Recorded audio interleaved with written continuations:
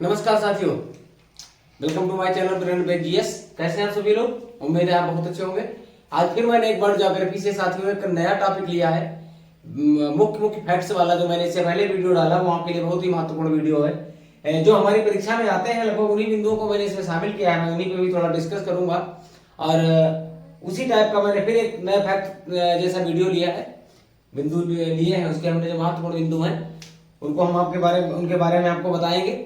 हम अपना टॉपिक शुरू करें उससे पहले निवेदन करना चाहेंगे आप लोगों से कि हमारे चैनल को सब्सक्राइब कर दीजिए, वीडियो को लाइक कमेंट शेयर करना ना भूलें। आइए शुरू करते हैं नया टॉपिक वर्ल्ड ज्योग्राफी से।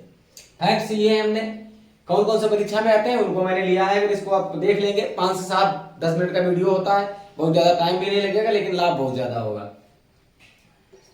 साथियों, उस दिन मैंने बात की थी महाद्वीपों की और महासागरों की, उनसे कुछ महत्वपूर्ण बिंदु लिए थे मैंने। 7 महाद्वीपों के बारे में बात की थी। इसी से संबंधित मिक्स फैक्ट और हैं आज कि विषुवत रेखा कहां से गुजरती है, किन महाद्वीपों से गुजरती है। विषुवत रेखा की अगर हम बात करें तो साथियों, विषुवत रेखा 3 महाद्वीपों से होकर के गुजरती है, अफ्रीका, दक्षिणी अमेरिका, अफ्रीका और एशिया। विषुवत रेखा को 0 डिग्री देशांतर, 0 डिग्री विषुवत, 0 डिग्री अक्षांश रेखा, ठीक है, इक्वेटर, विषुवत रेखा इत्यादि नामों से जाना जाता है। इक्वेटर, 0 डिग्री और विषुवत रेखा। जैसे ये रेखा किसी हुई है, ये 0 डिग्री है, इसे क्या कहते हैं? इसको विषुवत रेखा कहा जाता है।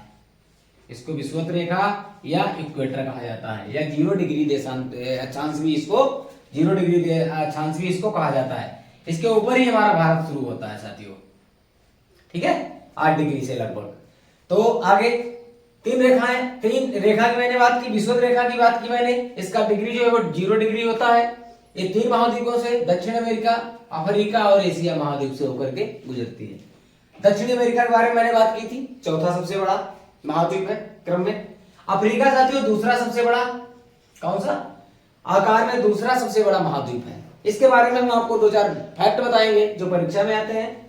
पहला फैक्ट यह है कि इससे तीनों रेखाएं, महत्वपूर्ण रेखाएं 3 कौन कौन सी साथियों, आपको पता होगा, बताएगा कोई?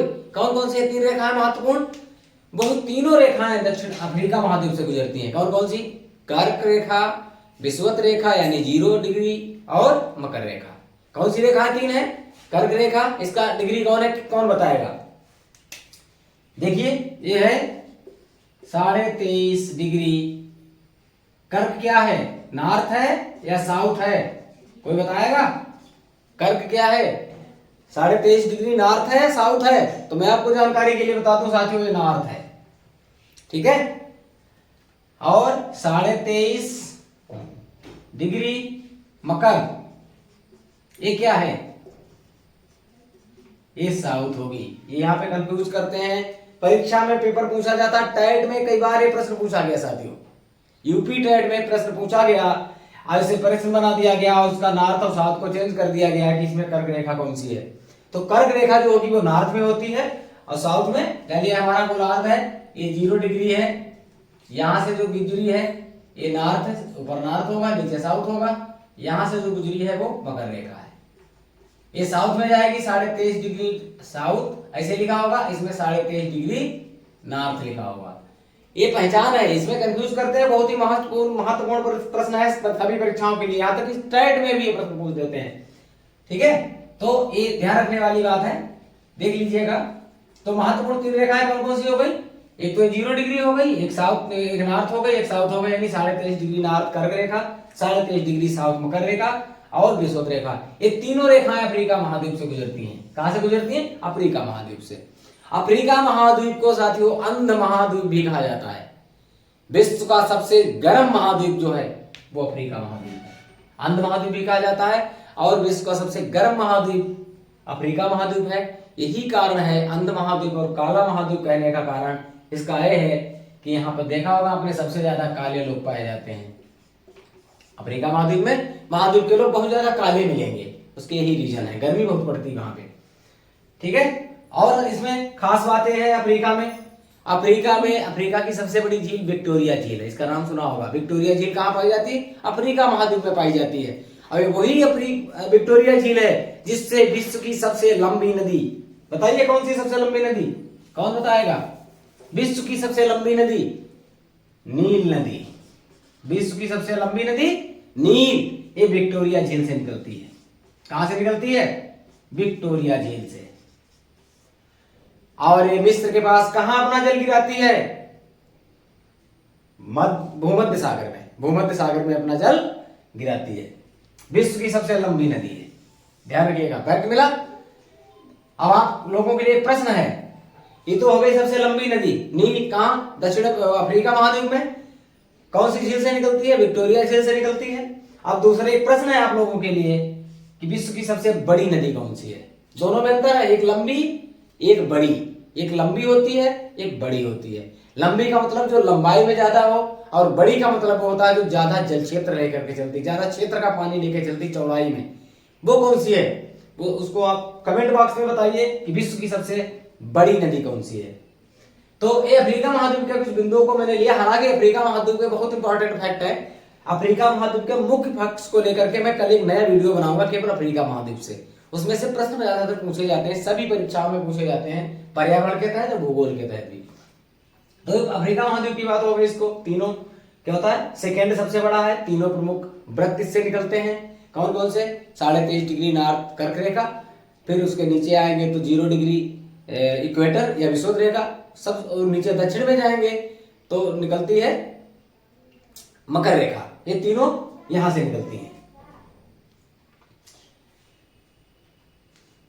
अगला मैंने बिंदु लिया है साथियों, एशिया में केवल मालदीव और इंडोनेशिया। अगर आपसे प्रश्न पूछा जाए कि विषुवत रेखा एशिया के कितने देशों से निकलती है? विषुवत रेखा की बात हो रही है। विषुवत रेखा, विषुवत रेखा एशिया के केवल 2 देशों से होकर के गुजरती है। वो कौन कौन से हैं? वो है मालदीव और इंडोनेशिया। मालदीव और इंडोनेशिया से विषुवत रेखा निकलती है। फिर हमने 7 बड़े देशों में, कल मैंने परसों वाले वीडियो में मैंने बताया था कि 7 बड़े देश क्षेत्रफल के आधार पे भारत का स्थान कौन सा है साथियों? 7वां है। भारत का स्थान 7वां है। तो 7 बड़े देश एशिया के हैं। 7 जो देश पूरी दुनिया में, उनमें से 3 देश तो केवल एशिया महाद्वीप के हैं क्षेत्रफल में। रूस, चीन, भारत। रूस, चीन, भारत, ये 3 देश एशिया के हैं क्षेत्रफल में सबसे बड़े देश। ये तो विश्व में सबसे बड़ा है, ये तीसरा है। फिर यूएसए है, ठीक है। उसके बाद ब्राजील है। फिर 7वां नंबर जो है वो भारत का है। अगला बिंदु मैंने लिया है दुनिया का सबसे बड़ा द्वीप। बहुत ज्यादा प्रश्न पूछा जाता है कि दुनिया का सबसे बड़ा द्वीप कौन सा है? द्वीप और महाद्वीप में अंतर है साथियों। महाद्वीप बहुत बड़ा भौगोलिक क्षेत्र होता है, द्वीप एक छोटा क्षेत्र होता है और जो चारों तरफ समुद्र से घिरा होता है। जो चारों तरफ समुद्र से घिरा होता है और उभरा हुआ उसका जो भौगोलिक क्षेत्र होता है, जो बहुत स्थल क्षेत्र होता है, उसको द्वीप कहा जाता है। लेकिन कौन सा सबसे बड़ा द्वीप है? वो है ग्रीनलैंड। कौन सा साथियों? ग्रीनलैंड दुनिया का सबसे बड़ा द्वीप है। जैसे हमारे अंडमान निकोबार, लक्षद्वीप कैसे देश हैं, कैसे प्रदेश हैं? द्वीपीय देश हैं, द्वीपीय प्रदेश हैं। सब द्वीपों पर बसे हुए, लेकिन छोटे छोटे हैं। अगर हम हिंद महासागर, हमारा देश हिंद महासागर के मुहाने पर बसा हुआ साथियों, अगर हम हिंद महासागर की बात करें तो हिंद महासागर का सबसे बड़ा द्वीप जो है वो कौन सा है साथियों? वो है मेडागास्कर। कौन सा है? मेडागास्कर। इसमें हो सकता है साफ ना चमक रहा हो, छोटा बोर्ड होने के कारण जो मैं बोल रहा हूं उसको अगर हम नोट कर लेंगे तो बहुत कम आएगा। हिंद महासागर का सबसे बड़ा द्वीप मेडागास्कर अफ्रीका महाद्वीप के पास में है। अफ्रीका महाद्वीप के पास में है। मैप में देखिएगा, ये अफ्रीका महाद्वीप के पूर्व साइड में मिलेगा आपको, ठीक है। तो ग्रीनलैंड, अब ग्रीनलैंड कहां पर है इसकी हमें स्थिति भी पता होनी चाहिए साथियों। ग्रीनलैंड जो है वो कनाडा से जुड़ा हुआ है। जब हम पश्चिम में जाएंगे, मान लिया हम ऐसे उत्तर, दक्षिण, पूर्व, पश्चिम, जब हम पश्चिम में जाएंगे, यूरोप के पश्चिम में बढ़ेंगे, इंग्लैंड को क्रॉस करके समुद्र है, क्रॉस करके जब हम अमेरिका और उसमें जाएंगे कनाडा, तो कनाडा का ऊपरी हिस्सा जो है, जो उत्तरी आर्कटिक वृत्त की तरफ है, उसके पड़ोस में एक द्वीप है साथियों, वो है ग्रीनलैंड द्वीप। वो ग्रीनलैंड द्वीप है तो कनाडा से जुड़ा हुआ, उसकी सीमा रेखा कनाडा से जुड़ी हुई है, लगी हुई है, लेकिन उस पर कब्जा किसका है? कि यूरोपीय देश है डेनमार्क। किसका कब्जा है? डेनमार्क। जब डेनमार्क वहां से बहुत दूर है साथियों, डेनमार्क का इस पे कब्जा है ग्रीनलैंड पे, ठीक है। तो ये ग्रीनलैंड कहां पे है? कनाडा के पास में, लेकिन कब्जा इस पर, अधिकार जो है वो डेनमार्क का है। अगला बिंदु मैंने लिया है साथियों कैस्पियन सागर विश्व की सबसे बड़ी खारे पानी की झील। प्रश्न आता है कि सबसे बड़ी खारे पानी की झील कौन सी है? वो है कैस्पियन सागर। ये सागर नहीं है साथियों, इसमें सागर लिखा जरूर लेकिन ये झील है, ठीक है, ये रूस के पास पाई जाती है। अगला बिंदु हमने लिया है एशिया का सबसे बड़ा स्थलरुद्ध देश। स्थलरुद्ध आप समझते हैं क्या होता है? स्थलरुद्ध का मतलब होता है जिसके चारों तरफ कहीं भी समुद्र नदी ना हो, समुद्र ना हो, जिसके आसपास समुद्र ना हो, वो स्थलरुद्ध होता है। जब एक तरफ से अगर कोई, जैसे भारत है, क्या भारत स्थलरुद्ध देश है? नहीं है, क्योंकि इसमें हिंद महासागर, एक तरफ बंगाल की खाड़ी, एक तरफ अरब सागर, दोनों मिलते हैं, तो इसलिए स्थलरुद्ध, इसमें समुद्र से हम पहुंच सकते हैं समुद्र द्वारा, तब वो स्थलरुद्ध देश नहीं होगा। स्थलरुद्ध देश का मतलब जहां से हमें समुद्र से जाने को ना मिले, चारों तरफ समुद्र ना हो, केवल बस या गाड़ी से ही हम जा सकते हैं, ठीक है। तो चारों तरफ, तो वो सबसे बड़ा देश एशिया का, हम एशिया की बात कर रहे हैं, तो कजाकिस्तान है। आपको पता है कजाकिस्तान भारत के दक्षिण पश्चिम पश्चिम उत्तर में है, पश्चिम और उत्तर में है। दूसरा सबसे बड़ा, एक तो कजाकिस्तान हो गया, दूसरा साथियों मंगोलिया। दूसरा कौन सा है? मंगोलिया। चीन के ऊपर एक देश बसा होगा, देख लीजिएगा मैप में, ज्यादातर मंगोलिया एक लगभग गुलाबी रंग से दिया जाता है मैप में, रूस के और चीन के बीच में, रूस और चीन के बीच में दिया होता है मंगोलिया।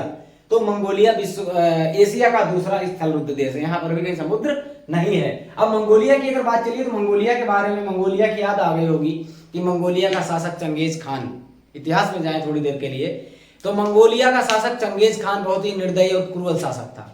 उसका काम था लूटमार करना, और भारत में उसने कई आक्रमण किए। मंगोलों के आक्रमण, भारत में कई आक्रमण हुए हैं, जिसमें 4 आक्रमणों की शुरुआत तो इल्तुतमिश के जमाने से हो गई थी, जब हमारे देश ने गुलाम वंश की नींव पड़ती है, दिल्ली में गुलाम वंश स्थापित होता है, तो 1206 में। उसके बाद 1221 में पहली बार इल्तुतमिश के जमाने में, के जमाने में आक्रमण करता है चंगेज खान, लेकिन इसको इल्तुतमिश अपनी सूझबूझ से टाल देता है, किसी तरीके से बहुत ज्यादा नुकसान नहीं होता है। दूसरी बार आक्रमण बलबन के जमाने में 1279 में करता है। बलबन का नाम सुना होगा आप लोगों ने, वही गुलाम वंश का शासक था। बलबन 1279 में आक्रमण करता है। कौन? चंगेज खान करता है। बहुत ही क्रूर और बहुत ही निर्दयी था, बहुत मारकाट करता था।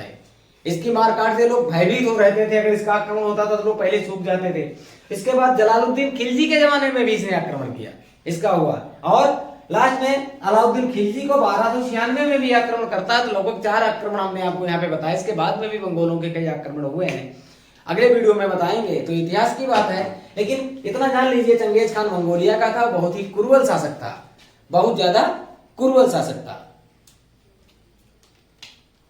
अगला बिंदु हमने लिया है साथियों, सबसे गहरा गर्त। कल बताया था मैंने, प्रशांत महासागर में पाई जाने वाली एक खाई, एक गड्ढा है जिसको गर्त बोलते हैं, वो मरियाना गर्त है, जिसकी गहराई साथियों 11,022 मीटर है। 11,022 मीटर सबसे पहला कहाँ है? मरियाना गर्त इसका नाम है। अभी प्रशांत महासागर में, कहाँ है? प्रशांत महासागर में, ये परीक्षा में आता है।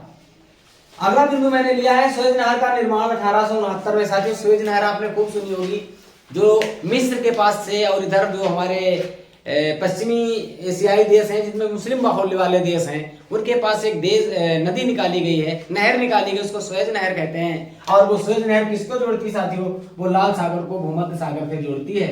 लाल सागर इधर हमारा हिंद अरब सागर में पाया जाता है, और भूमध्य सागर यूरोप से जुड़ा हुआ मिस्र के पश्चिम वाला हिस्सा जो है वो पाया जाता है। इसको दूरी कम करने के लिए, व्यापार करने के लिए, यूरोपीय देशों को जाने के लिए पहले लोग दक्षिण अफ्रीका होकर के घूम के जाते थे, अफ्रीका के पीछे पीछे जाते थे, तो बहुत ज्यादा समय लगता था। जब इस नहर का निर्माण कर दिया गया 1869 में, तो इसकी दूरी जो थी वो 162 किलोमीटर हुई। इसकी दूरी 162 किलोमीटर है। कितनी लंबी नहर है? 162 किलोमीटर। लाल सागर को भूमध्य सागर से जब जोड़ दिया गया तो यात्रा नजदीक हो गई, यात्रा सरल हो गई और दूरी कम हो गई व्यापार करने के लिए। विश्व की सबसे गहरी झील कौन सी है? तो साथियों बैकाल है। कौन सी गहरी झील है? बैकाल झील है। ये भी एशिया में पाई जाती है, ठीक है। गोबी का मरुस्थल, अभी मंगोल की बात हुई थी, चंगेज खान की बात हो रही थी, याद रखिएगा मंगोल चंगेज खान के नाम से। तो मंगोलिया में कौन सा है? गोबी का मरुस्थल मंगोलिया का एक ठंडा मरुस्थल है। कौन सा मरुस्थल है? क्योंकि जैसे जैसे हम उत्तर की तरफ बढ़ेंगे तो हमें ठंडा इलाका मिलेगा, इसीलिए ठंडा है। ये उत्तरी ध्रुव के लगभग नजदीक है, रूस से जुड़ा हुआ है गोबी का मरुस्थल, तो इसलिए ये ठंडा मरुस्थल है और ये मंगोलिया में पाया जाता है। तो आज के महत्वपूर्ण बिंदुओं को मैंने लिया है, उम्मीद है आप लोगों को समझ में आएंगे। अगर आपने इस वीडियो को देख लिया और अपनी नोटबुक पे नोट कर लिया, तो इससे कहीं ना कहीं आपको प्रश्न मिलने वाले जरूर है। ठीक है, मिलते हैं इसी तरीके से रुचकर वीडियो के साथ अगले वीडियो के साथ। तब तक बने रहिए हमारे चैनल के साथ। मेरे चैनल को सब्सक्राइब करिए और वीडियो को लाइक कमेंट शेयर करना ना भूलें। मिलते हैं बहुत जल्दी अगले फैक्ट्स वाले वीडियो के साथ। धन्यवाद। कहा तुम बताए।